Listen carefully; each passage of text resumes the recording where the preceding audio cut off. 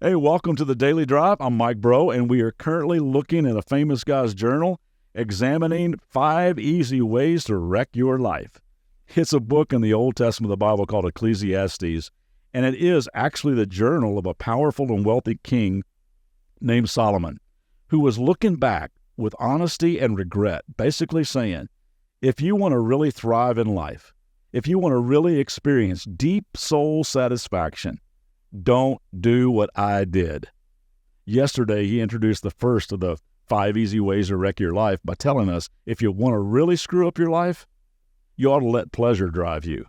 We stopped at verse 3 in chapter 2 yesterday. Let's pick it up. Solomon goes on to say this, I also tried finding meaning by building huge homes for myself and planting beautiful vineyards. I made gardens and parks and filling them with all kinds of fruit trees. I built reservoirs to collect the water to irrigate my many flourishing groves. In other words, he turned to HGTV. Said, I got to have that. Got to get those countertops, that kind of view, a nice reservoir over there, flowing into an infinity edge pool, flowing into a 20-person hot tub, overlooking all the horse stables and all the vineyards. Oh, that would be perfect.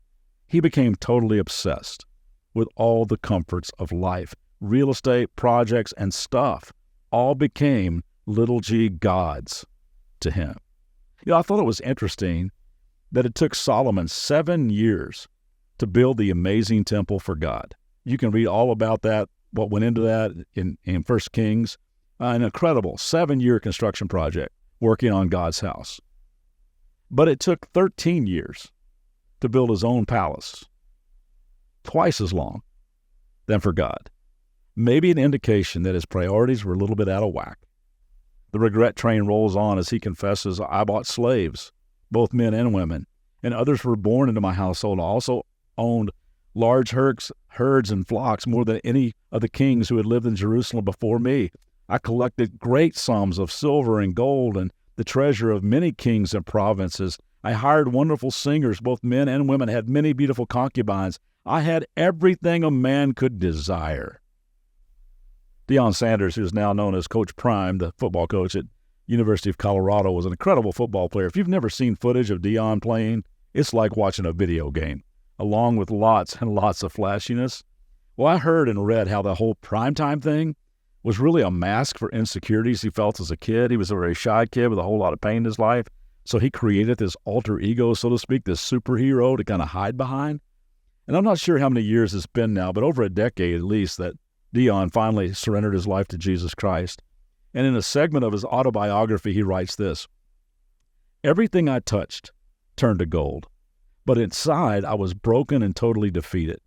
I remember sitting at the back of the practice field one afternoon away from everybody, and tears were running down my face. I was saying to myself, this is so meaningless.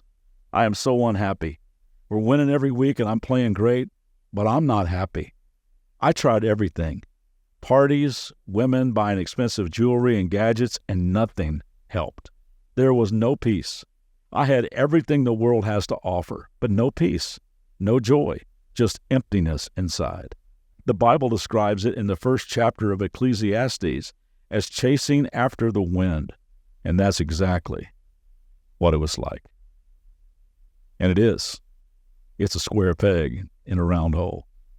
Solomon goes on to say this in verse 9, so I became greater than all who had lived in Jerusalem before me, and my wisdom never failed me. Anything I wanted, I would take. Let me read that again. Anything I wanted, I would take. He never looked at a price tag in his lifetime. I denied myself no pleasure, totally unbridled. I even found great pleasure in hard work, a reward for all my labors. But as I looked at everything I'd worked so hard to accomplish, it was also meaningless, Havel, like chasing the wind. There was nothing really worthwhile anywhere. So in the most preventative kind of way, he's trying to tell you and me, you're not going to find happiness the way I search for it. Don't let pleasure drive your life. Apart from God, it's all Havel, meaningless. It's like chasing the wind. Dr. Henry Cloud wrote a book a few years back called The Law of Happiness. In it, he records all kinds of different research that's been done on happiness throughout the years.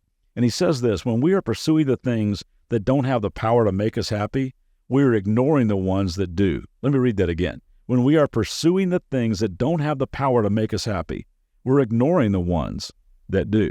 When we get caught up in pursuing all the things that Solomon talks about, all these things that just don't deliver what they promise, we miss out on the ones that do. Gang, we have so much to be grateful for, so much that God has done for us. But if we don't live with that heart of gratitude every day, we will go through our life saying, if only I could make a little more money, then I'd be happy. If only I could just find the love of my life and get married, then I'd be happy.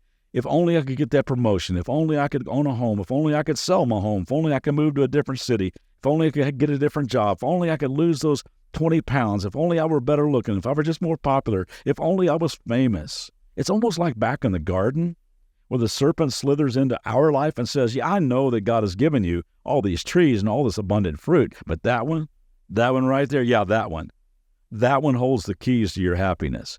And if only you could have that, you know you want it.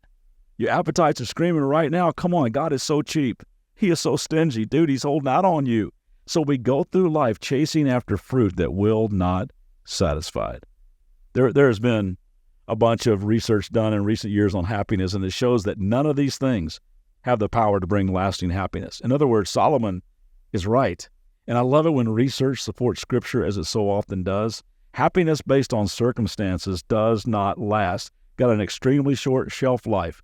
Studies show that our circumstances count for about 10% of our happiness. They have the power to make us feel happy for a while. I mean, you get a promotion, you get an A, you make the team, you get a new car, you're ecstatic for a while. But like that gallon of milk in your fridge that is marked July 15th, has an extremely short shelf life. Walk into your kid's room. That toy they just had to have last Christmas lies broken in the corner, right? That game that brought them such happiness that morning hasn't been touched in 8 months. Totally bored with that now. And you can look back at the things where you said, man, I would just die to have one of those. And now they're stored in the garage or a basement or next to the ab blaster collecting dust. Our happiness is not dependent upon our externals. In his book on happiness, Dr. Cloud lists the findings of research chapter by chapter, and here's what it says.